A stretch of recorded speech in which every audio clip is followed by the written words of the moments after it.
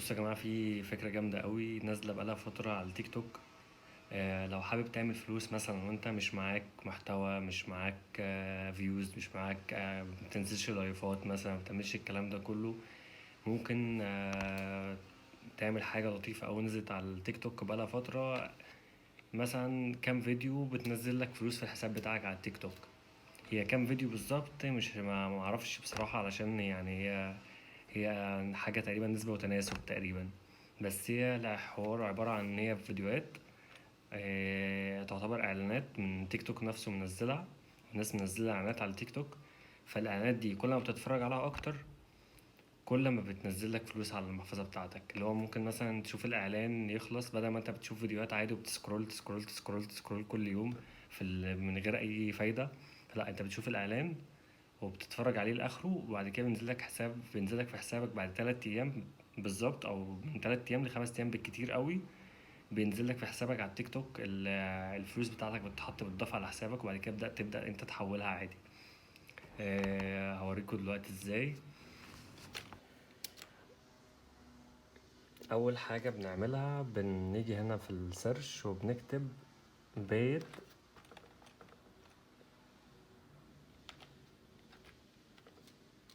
ادز،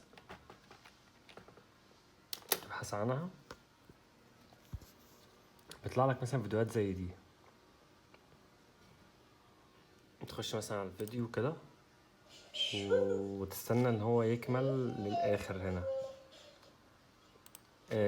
وبس بيكمل كده للاخر، وبتبدا بقى انت تتفرج على فيديوهات اكتر. كل ما تتفرج على فيديوهات اكتر، كل ما حسابك بينزل عليه فلوس، بدل ما انت بتسكرول مثلا او بتفتح فيديوهات من غير فايده. فلا، ده اجمد جدا. حتى في حد هنا بيقول ايه، بالصدفه انا ربحت رصيد من المشاهده ومش عارف ايه والكلام ده كله. كلنا جينا عشان الفلوس. كسبت $1000. يعني الكلام ده فعلا حقيقي، الكلام ده مش هزار. ودي تعليقات ناس موجودة، يعني مش يعني ملهاش دعوة بالموضوع أصلا. بس كده. بتسيبه بقى الفيديو يخلص. بس أهم حاجة إن الأكاونت بتاعك نفسه ما يبقاش أكاونت تجاري، يبقى أكاونت شخصي عادي جدا من غير أي حاجة يعني. بس كده. فانت كده كده مثلا عامل سكرول تلقائي كده عادي، وسايبه بيحمل بيمشي معاك عادي، وبينزلك فلوس على المحفظة بتاعتك عادي. مش عاجباك الفيديوهات او مش جاية معاك عادي، ممكن تقفل دي كده تريح دماغك يعني.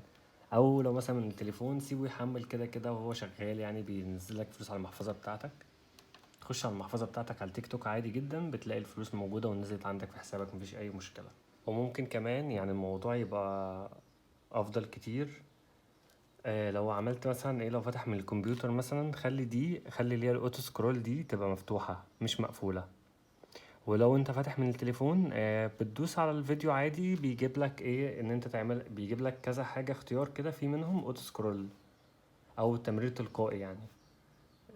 وبيشتغل معاك ان الفيديو بيمشي لوحده، يعني هو بيحمل عادي. هو لازم الفيديو يحمل للاخر عامة. الفيديو يحمل للاخر كده عادي عادي خالص، وبعد كده بيسحب نفسه بيجيب لك فيديو تاني.